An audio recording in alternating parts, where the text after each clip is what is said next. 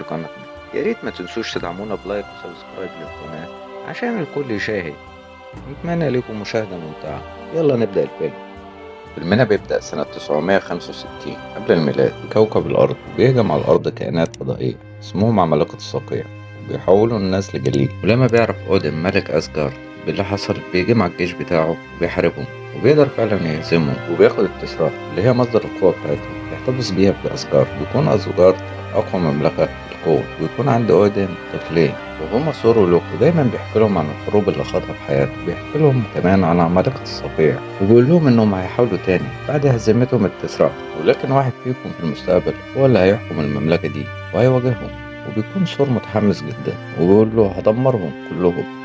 بعدها بتمر سنين وبيكبر لوكي وثور، وبيكون ثور النهاردة هيتعين ملك لاسجارد لأن أودن كبر في السن ومعادش قادر. وبيكون ثور متحمس جدا ومعاه السلاح بتاعه، هو عبارة عن مطرقة محدش يقدر يشيلها غيره، وبيتحكم بيها في البرق. وأثناء تتويج ثور بيهجم مجموعة من عمالقة الصقيع للقصر عشان يسرقوا التكريست، وبالفعل بيقدروا يوصلوا لها، لكن الحرس بيشوفوهم وبيدمروهم. بعدها بيروح ثور وأودن عشان يشوفوا ايه اللي حصل. بيقول ثور لأودن إن ما ينفعش نسكت على اللي حصل وإلا هيتكرر تاني، وبيكون عايز يروح كوكبهم ويهجم عليهم عشان يعلمهم درس. لكن أودن بيرفض لأن لو ده حصل ممكن تقوم حرب.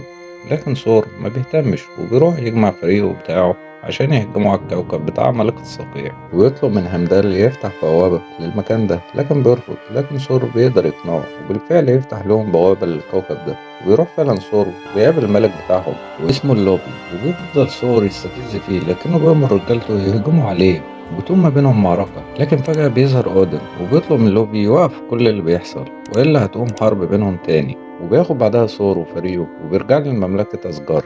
وبيفضل أودن يتعصب على ثور وبيقول له أنت لسه مش جاهز تبقى الملك لأنك ما بتتصرفش بعقلانية. فبيتضايق ثور وهو كمان وبيغلط فيه وبيقول له إنه كبر في السن وبقى بيخاف. فبيغضب أودن جدا من كلامه وبيجرد له ثور من كل قوته ويقرر يديه لكوكب الأرض. وبيحط كمان تعويذة على المطرقة بتاعته إن أي حد جدير بيها هيملك قوة ثور، وبيرميها كمان لكوكب الأرض وراه.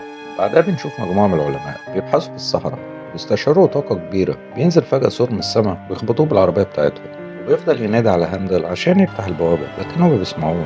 وبيكونوا الناس دول خايفين منه جدا وفاكرينه مجنون وبيكهربوه وبيفقد الوعي، وبينقلوه بعد كده للمستشفى. لما بيفوق بيفضل يضرب في كل اللي حواليه، لكن بعد كده يجي دكتور وبيخدره ويفقد الوعي. وبيجي تاني يوم وبيكون فيه راجل ماشي بالعربية بتاعته في الصحراء ويشوف المطرقة بتاعت ثور وبيحاول يشدها لكن ما بيعرفش. وبيجي بعدها ناس كتير بيحاولوا يشدوها لكن برضه ما بيعرفوش، واللي بيجرب كمان بالعربية بتاعته والعربية بتتكسر. بعد كده بيوصل عميل من منظمة شيل اللي هي بتاعت نيك فيوري وبلغهم باللي شافه. بعد كده بيحاول ثور يهرب من المستشفى وبيقدر فعلا وبينجح في كده. ولما بيخرج الشارع بيوصل العلماء دول تاني وبيخبطوا بالعربية. بعدها بنشوف لوكي بيكون طمعان في قوة التتريكس وبيحاول يروح وياخدها وبيروح فعلا. ولما بيلمس المكعب ده بيلاقي لونه اتحول لأزرق. بعدها بيجيله أودن وبيحكي له إنه من زمان في الحرب مع العمالقة الصقيع كان في طفل صغير وصعب على أودن جدا وقرر ياخده ويربيه معاه. والطفل ده هو لوكي. وبيفهم لوكي إنه مش ابن أودن ولا أخو ثور وإنه من كوكب عمالقة الصقيع. وبيقول له أنا دلوقتي فهمت ليه بتفضل ثور عني وإني اخترته هو يكون ملك مش أنا. وبيزعل أودن من كلامه جدا وبيتعب ويفقد الوعي. بعدها بيجي الحرس وبياخدوه وبيستغل لوكي تعب أودن وغياب ثور وبيقرر يحكم أسجارد وبيقعد فعلا على العرش.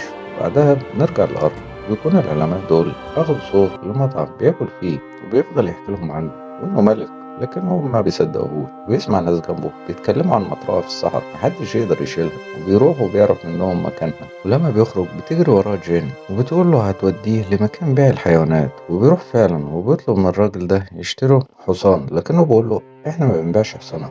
وبتيجي جين تقول له انا هوصلك وتوصله فعلا للمكان اللي فيه المطرقة. وبتكون منظمة شيلد حاصرة مكان بالكامل تعمل أبحاث عن المطرقة دي عشان يعرفوا محدش قادر يتحركها من مكانها ليه.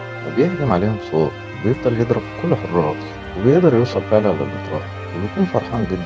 ولما بيحاول يشيلها ما بيقدرش وبيفضل يصرخ بكل قوته عشان والده جربه من كل قوته. بعدها بتيجي الشرطة وبتعتقد وبيفضل العميل ده يحقق معاه، لكن ثور ما بيرضاش يتكلم خالص.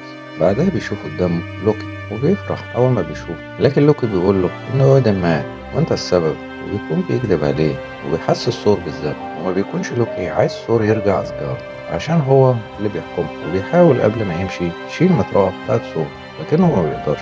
بعدها بيجي دكتور إيريك وبيقدر يخرج ثور.